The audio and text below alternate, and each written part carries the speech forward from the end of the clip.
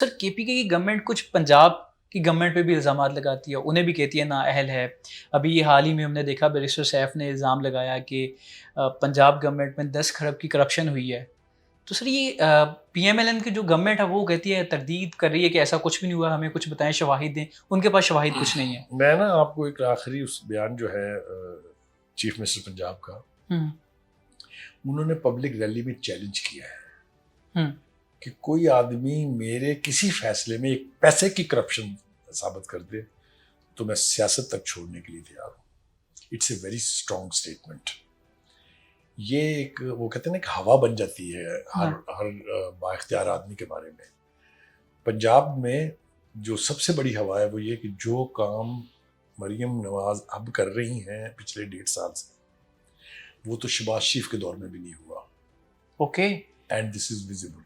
यानी मरियम नवाज़ साहिबा की परफॉर्मेंस शहबाज शरीफ से अच्छी है। एब्सोल्युटली, कोई दो राय नहीं इसके बारे में। आप ग्रास रूट लेवल पे जाके पूछ हुँ, के देख लें। जितने नए प्रोजेक्ट्स उसने लॉन्च किए हैं, जितने उसने एग्जिस्टिंग प्रोजेक्ट्स को रीएक्टिवेट किया है, हुँ, जिस तरह अवाम तक उसकी रसाई है, जिस तरह वो पहुंच रही हैं, उसका बदतरीन दुश्मन भी उसकी तारीफ कर रहा है। ये जो है ना सैफ साहब, हुँ, ये रखे ही गए इस काम के लिए। वो सिर्फ ऐसा बयान देते हैं कि कोशिश करते हैं कि तवज्जो जो है केपीके से हट जाए। लेकिन मैंने आपको इतना बड़ा चैलेंज बताया है, उनके पास अगर कोई सबूत है तो ले आए ना हुँ, हुँ। भाई। प्रोसिक्यूट करना चाहिए ना उसको, अदालत में केस कर दें आपके, आपने 10 अरब रुपए की करप्शन की है। हुँ। सिर्फ जबानी इल्ज़ाम लगा देने से कुछ नहीं होता है। तो सर ये गवर्नमेंट पी का इस्तेमाल करे ना, उनके खिलाफ केस करते हैं, इस तरह के इल्ज़ामात पे।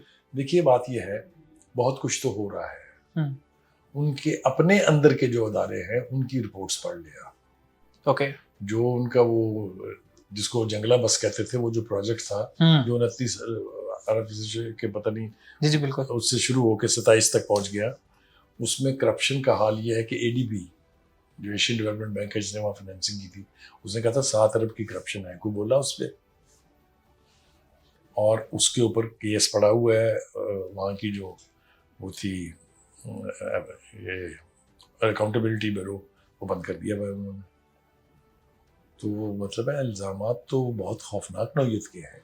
हुँ, केपीके गवर्नमेंट की एफिशिएंसी के बारे में आप किसी शख्स से, यहाँ को छोड़ दें पंजाब को, तो आप वहां से जाके केपीके से पूछ लें, आपको पता चल जाएगा। हुँ।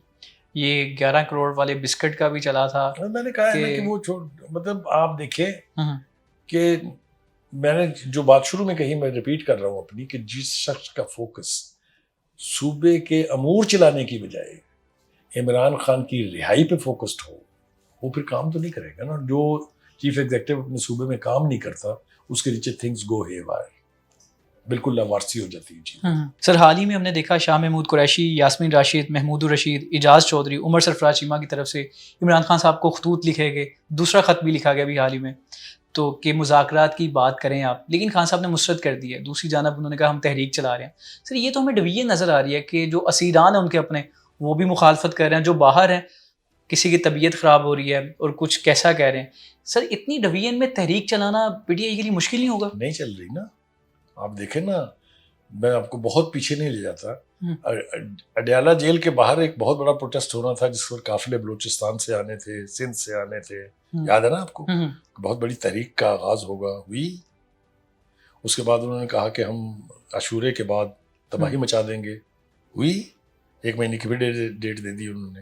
हुँ, उसकी वजह यह है कि जिन लोगों ने उनके लिए काम किया था, खासतौर से 9 मई, हुँ, हुँ। उनको डिसोन किया उन्होंने। इमरान खान साहब ने कहा ये तो हमारे बंदे ही नहीं है, और फिर थोड़े से गैप के बाद कहा कि ये तो एजेंसी के लोग थे। जब वर्कर को इस तरह आप डिसोन करेंगे तो वो आपके कहने पे नहीं निकलेंगे ना। पीपल्स पार्टी पंजाब की लार्जेस्ट पार्टी थी हुँ। कि नहीं थी? जी, बिल्कुल ठीक है। बेनजीर भुट्टो जब वापस आई 88 में, याद है आपको क्या हुआ था यहाँ? हुँ, सॉरी 86 में, यानी एयरपोर्ट से लेके और अपने यादगार पाकिस्तान तक लोग ही लोग थे। कहाँ गई वो? खत्म। पिछली इलेक्शन में 1 सीट थी उनके पास, और इस इलेक्शन में 7 सीटें हैं। तो कहने का मतलब ये है कि जब वर्कर को लीडरशिप डिसोन कर दे तो फिर पार्टियों का हाल यही होता है। लेकिन सर पीटीआई के लोग तो निकलते हैं, कारकुन तो मैंने निकलते हैं आपको सर। 3-4 मिसालें दी, अगर आप कहें तो मैं इनको 8 कर देता हूँ। नहीं निकले लोग। नहीं सर ये हमने देखा 26 नवंबर को सर निकले हैं लोग। दफा 10 144 लाख का निफाज हो जाता है सर। करेक्ट, 10 लाख लोगों ने आना था ना, हम्म, तो वो कितने लाख लोग आए वो तो आपने देख लिए। लेकिन और सर पहला लेकिन झटका पड़ा है तो उसके बाद कहाँ गए वो भी आपने देख लिए। लेकिन सर जब आप रास्ते बंद कर देंगे, उनके घरों से उठा लिया जाएगा, तो सर करेक्ट, वो कहाँ जाएंगे वो बेचारे? बिल्कुल आपका सवाल ठीक है। आप ये बताइए कि कहाँ लिखा है ये कि आप इस कैपिटल के ऊपर चढ़ाई करें। लेकिन सर प्रोटेस्ट के लिए तो जा सकते हैं। कि आपको पिछली दफा उससे पिछले प्रोटेस्ट में कहा था कि आप F9 पार्क से आगे नहीं जाएंगे, हम्म, सुप्रीम कोर्ट ने कहा था, ठीक है। माना उन्होंने। इसमें तो आप चाहते ही हैं कि वो डी चौक जाके और फिर उसके बाद डिप्लोमेटिक एनक्लेव में घुस जाए। एक रेड जोन लेकिन क्रिया वो एक रेड जोन करार दिया हुआ है ना, नहीं देगा आपको कोई भी इजाजत। सर वो जब कहते हैं ये थे इन्होंने भी इजाजत नहीं दी थी किसी को वहां जाने की। सर वो कहते हैं हम जमहूरी पार्टी, हम अमन वाला प्रोटेस्ट तो करेंगे। आपने उनके उनके साथ, प्रोटेस्ट में लिखा होता है अमन आप अमन मुझे कोई एहतजाज। एक प्रोटेस्ट पीटीआई का बता दें जिन्होंने पिछले 4 साल में प्रोटेस्ट के अलावा कुछ नहीं किया जो पूरा मन रहा हो, जल्दी से बताएं। नहीं सर, अगर इधर से रिटेलिएशन होगी सर, फिर वो कहाँ पूरा मन रहेंगे? एक बात मैं आपको बताऊं, हम्म, तारीख उठा के देखें, हम्म, जो इनका धरना था इस पार्लियामेंट के बाहर, हम्म, उसमें एसपी नेकोकार के साथ क्या हुआ था कुछ याद है आप? राइट सर, किसी ने बिल्कुल नहीं ठीक रोका है। था ना उनको। हम्म, तो कहने का मतलब ये है, पीटीआई पीटीवी पे आप चढ़ दौड़े, प्राइम मिनिस्टर हम्म। हाउस पे आप चढ़ दौड़े, पार्लियामेंट की जंगलें आपने तोड़ दी है। हम्म, आप कहते हैं पुरअमन एतमाद करेंगे, वो निकल रहे हैं। गंडापुर साहब कहते हैं हमने अपनी माओ को कह दिया हमारे जनाजे पढ़ ले, इस दफा हम आएंगे तो असला लेके आएंगे, साथ हम बराबरी करेंगे। ये केड़े पीसफुल प्रोटेस्ट की बात कर रहे हैं आप? हम्म।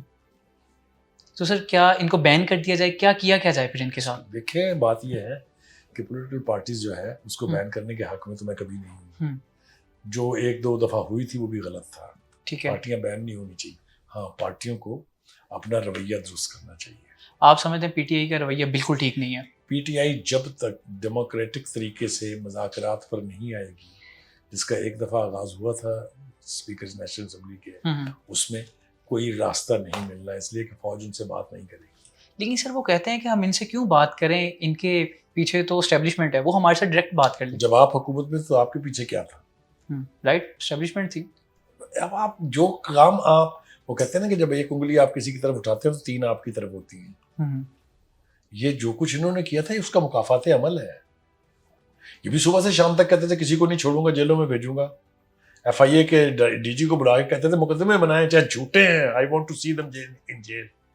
तो यही होगा ना आपके साथ भी। वो ऊपर भी तो बैठा है ना एक, कि नहीं? वो जो हमने बुजुर्गों से मिसाल सुनी कि किसी के लिए गड़ा खोदेंगे तो एक दिन आप खुद भी गिरेंगे उसमें। ये सारा रिवाज खान साहब ने खुद डाला था, जो कुछ उनके साथ हो रहा है। बिल्कुल ठीक है।